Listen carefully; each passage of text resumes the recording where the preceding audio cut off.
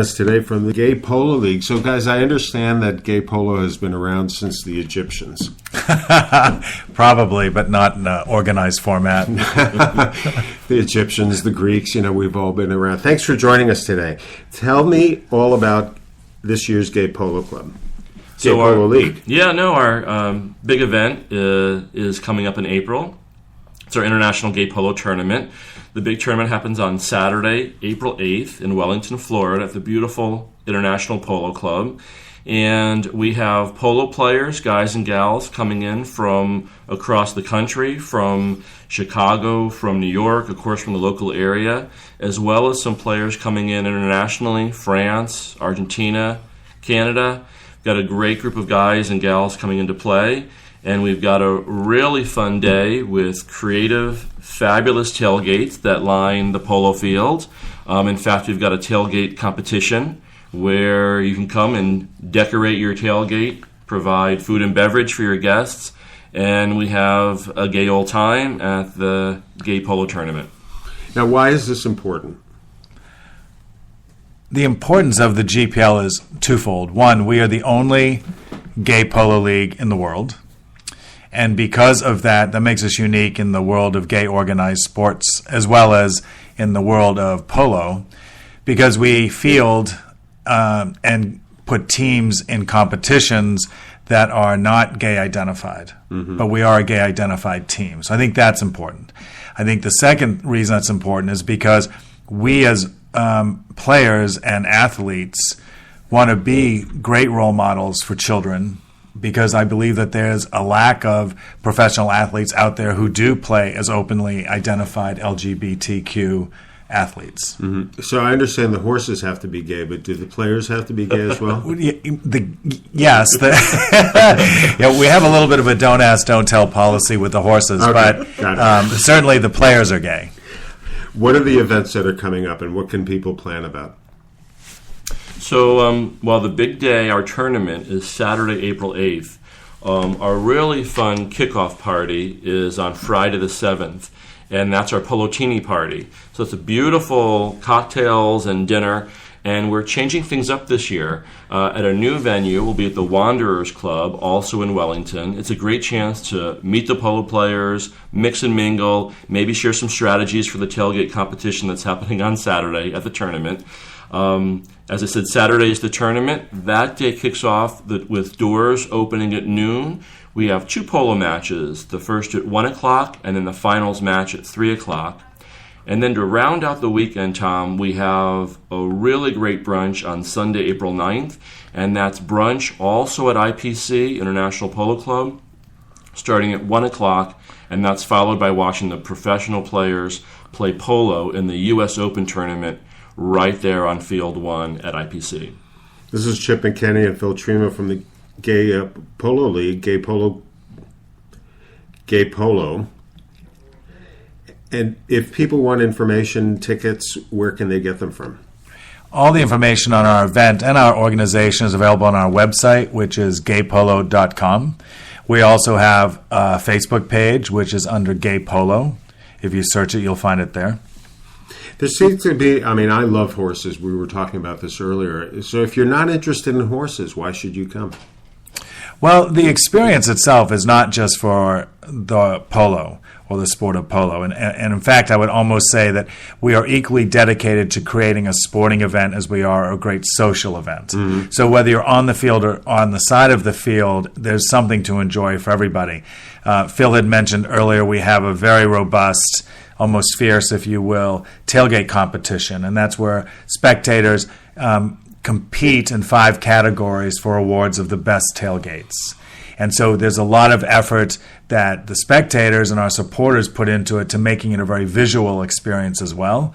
I always refer to it as Burning Man meets Pretty Woman. Mm-hmm.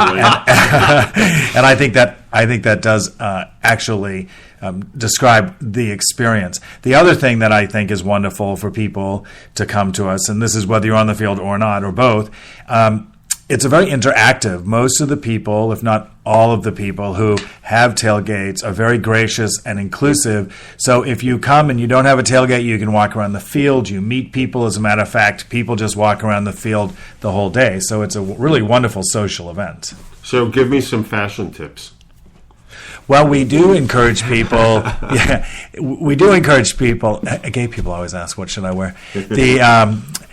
We think that it's an event that people should feel free to dress up for, like casual elegance. I think that's fun. Because I have this great hat. You can wear that. You can wear that. I mean, you'd probably look very pretty too. It's modeled after Pretty Woman, but that's a whole other story. They all are. That brown polka dot dress. But the dress is casual. I mean, it's a long day in the sun, so you want to certainly be comfortable.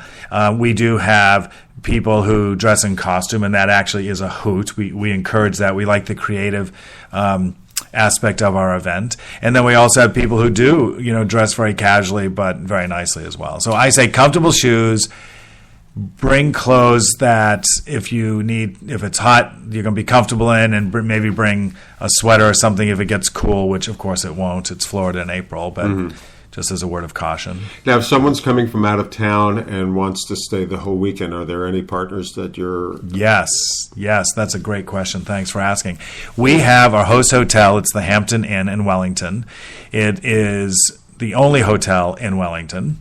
It is also 3 miles or less away from all of our events, and we get a preferred rate. So if you are coming into town and you want to stay overnight and attend all of our events, which we would love you to do, please feel free to call the Hampton Inn. Tell them you're with the Gay Polo League group, and you'll get the preferred rate. I think I've just decided I'm going to be around for the whole weekend. Great. And what are the tailgate categories? Can you tell us?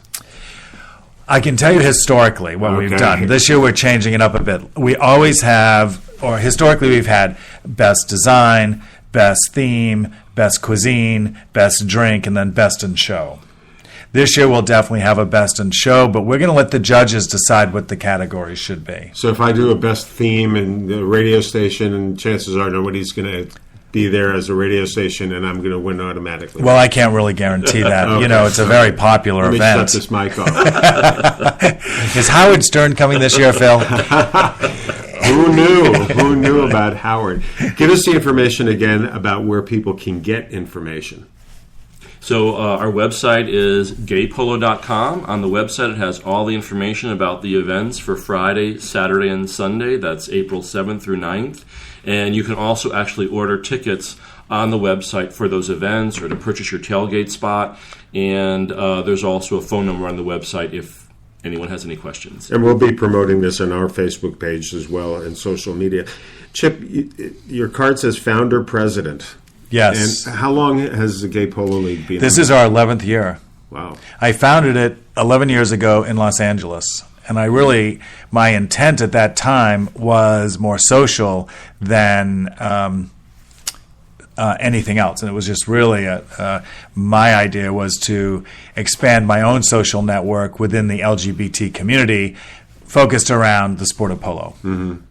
And since then, in the last 10 years, it's really become more of a much bigger organization than I even envisioned at the beginning. We currently have a network of gay polo players in 8 countries. Wow. Around the world. We also just did, in addition to this international gay polo tournament that we've done annually for the last 7 years, and this will be our 8th year in Wellington, we also just did an international gay polo tournament in Buenos Aires, Argentina, last December, and we're going back there again this December. In addition to that, we've been invited to do an international gay polo tournament in England in July. So we're looking to create, if I can just sort of explain, we're looking to create experiences for people who want to experience something different and unique within the LGBT community. It's interesting because when people were asking me, I was talking to a lot of people before I started this radio show. And one of the questions I asked was, is it needed? And people would say, well, yeah, it is. It's kind of a luxury. Well, everything is a luxury, but all these different components of the LGBT community bring us all together. And that's my own little plug right there.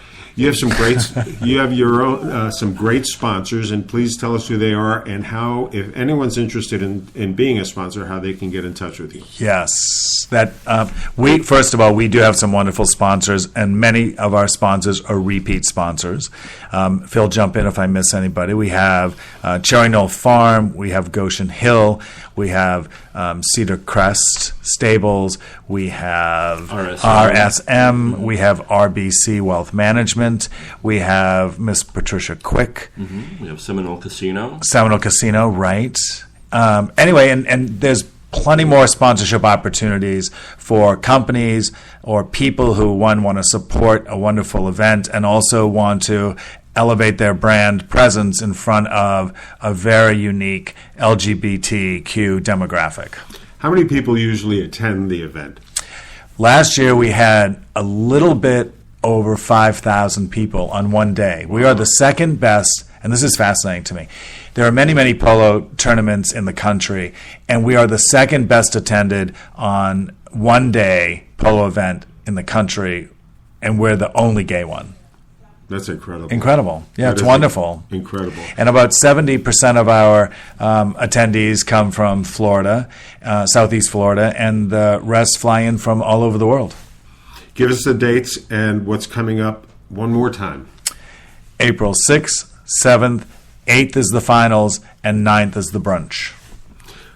Fellas, thanks a lot for being with us. We're going to be doing this again and keeping our listeners up to date about gay polo. And I've been talking with Chip McKenney and Phil Trimo of the Gay Polo League. Thank you very much, Tom. Thanks, Appreciate guys. it.